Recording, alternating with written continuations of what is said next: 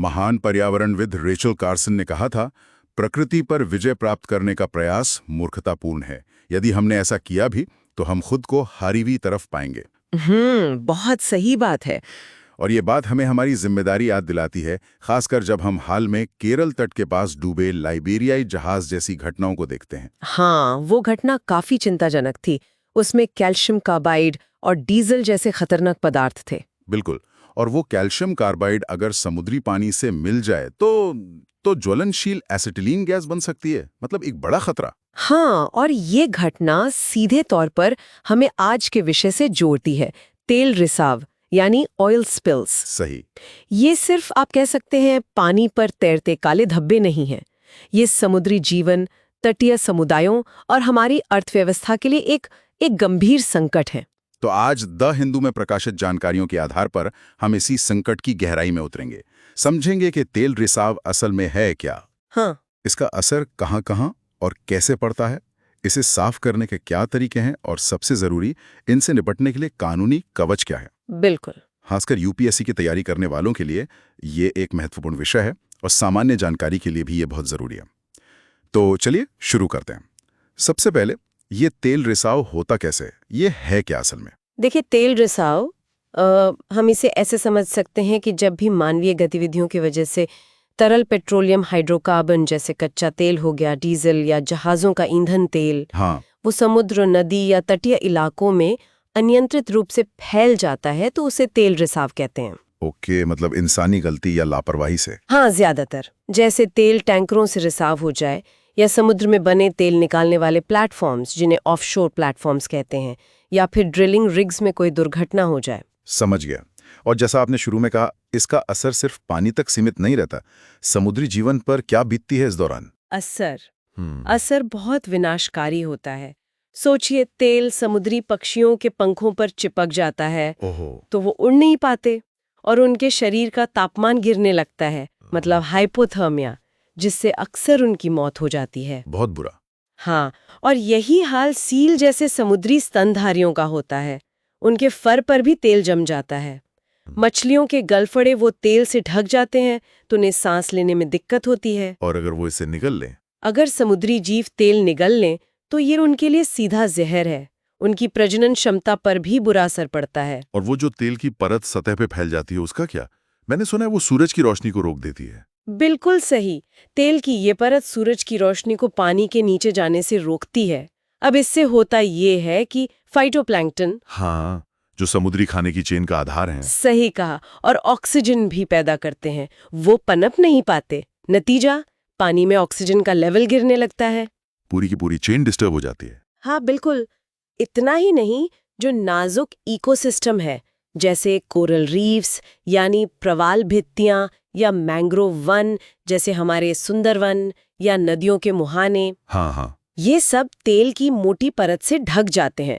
इससे वहां का पूरा जीवन चक्र, पूरा सिस्टम बाधित हो जाता है। यानी समुद्री जीवन तो तबाह होता ही है, लेकिन वो लोग जो रोज की रोटी के लिए समुद्र पर निर्भर हैं, मछुआरे, तटीय समुदाय, उन पर क्या असर पड़ता है? उन पर भी बहुत गहरा असर पड़ता है, बहुत सीधा असर। मछली पकड़ने और एक्वाकल्चर यानी मछली पालन जैसे उद्योग एकदम ठप हो जाते हैं। जाहिर है, उनकी तो रोजी रोटी छिन जाती होगी। हाँ, और इससे तटीय समुदायों को भारी आर्थिक नुकसान झेलना पड़ता है। फिर तेल से सने समुद्र तट, कौन जाना चाहेगा वहां? तो पर्यटन भी खत्म हो जाता है। और सफाई का खर्चा? हाँ, वो भी है। इन रिसावों की सफाई और पर्यावरण को वापस ठीक करने का खर्च बहुत ज्यादा होता है। ये सरकारों और कंपनियों पर एक बड़ा बोझ डालता है। और एक और चिंता की बात है। क्या? समुद्री भोजन का दूषित होना। इससे खासकर स्थानीय और स्वदेशी समुदायों के स्वास्थ्य पर सीधा खतरा होता है, क्योंकि उनका खानपान और आजीविका उसी पर निर्भर करती है। ये तो वाकई गंभीर और मतलब हर तरफ से असर डालने वाली समस्या है। तो क्या इन फैले हुए तेल को साफ करने के कुछ तरीके भी हैं? क्योंकि ये आसान तो बिल्कुल नहीं लगता होगा। हाँ, तरीके मौजूद हैं। हालांकि हर तरीके की अपनी सीमाएं हैं, अपनी चुनौतियां हैं। एक है बायोरेमेडिएशन। बायोरेमेडिएशन, ये क्या है? इसमें तेल को खाने वाले, मतलब अपघटित करने वाले खास किस्म के बैक्टीरिया का इस्तेमाल किया जाता है। जैसे वो बैक्टीरिया जो प्राकृतिक रूप से तेल सोतों के पास पाए जाते हैं, ओलेस्पेरा, साइक्लोक्लास्टिकस जैसे। अच्छा। ये पर्यावरण के लिहाज से बेहतर तरीका माना जाता है क्योंकि इसमें प्रकृति की अपनी प्रक्रिया का इस्तेमाल होता है। इंटरेस्टिंग। और क्या तरीका है? फिर कंटेनमेंट बूम्स होते हैं। ये बेसिकली पानी पर तैरने वाले बैरियर जैसे होते हैं। हाँ, देखा मैंने तस्वीरों में। हाँ, वो तेल को और ज्यादा फैलने से रोकते हैं। और तेल को पानी से हटाने के लिए? उसके लिए स्किमर्स नाम की मशीनें होती हैं। वो सतह से तेल को जैसे खींच लेती हैं, सक कर लेती हैं। सॉर्बेंट्स का भी इस्तेमाल होता है। सॉर्बेंट्स मतलब? ये ऐसे पदार्थ होते हैं जो तेल को सोख लेते हैं या अपनी सतह पर चिपका लेते हैं। ये प्राकृतिक भी हो सकते हैं जैसे पुआल या ज्वालामुखी राख, या फिर सिंथेटिक जैसे खास तरह के प्लास्टिक के रेशे। ओके। और एक वो रसायनों वाला तरीका भी होता है ना, डिस्पर्सेंट्स। हाँ, डिस्पर्सिंग एजेंट्स। ये रसायन तेल को छोटी छोटी बूंदों में तोड़ देते हैं ताकि वो पानी में जल्दी घुल मिल जाए। लेकिन इसमें एक जोखिम है। क्या जोखिम? ये रसायन खुद भी समुद्री जीवन के लिए जहरीले हो सकते हैं, तो इनका इस्तेमाल बहुत सोच समझ कर करना पड़ता है। तो मतलब कोई एक तरीका हर स्थिति के लिए परफेक्ट नहीं है। बायोरेमिडिएशन सुरक्षित है पर शायद धीमा हो, और डिस्पर्सेंट्स तेज पर जोखिम भरा, ऐसा कुछ का एक साथ इस्तेमाल किया जाता है। समझ गया।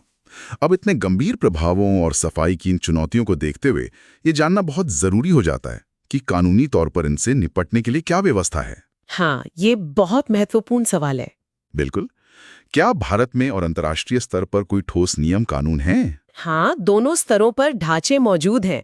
अगर हम भारत की बात करें तो मर्चेंट शिपिंग एक्ट 1958 एक मुख्य समुद्री कानून है। ओके। इसमें जहाजों से होने वाले प्रदूषण को रोकने के लिए अंतर्राष्ट्रीय कन्वेंशन मार्पोल के नियम भी शामिल किए गए हैं।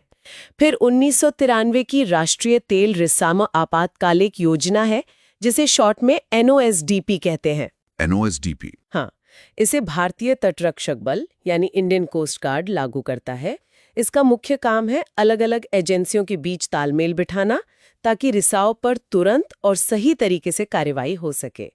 हालांकि ये ध्यान रखना जरूरी है कि ये कानूनी रूप से बाध्यकारी योजना नहीं है। अच्छा, मतलब ये एक तरह की गाइडलाइन है। हाँ, एक महत्वपूर्ण ऑपरेशनल फ्रेमवर्क कह सकते हैं।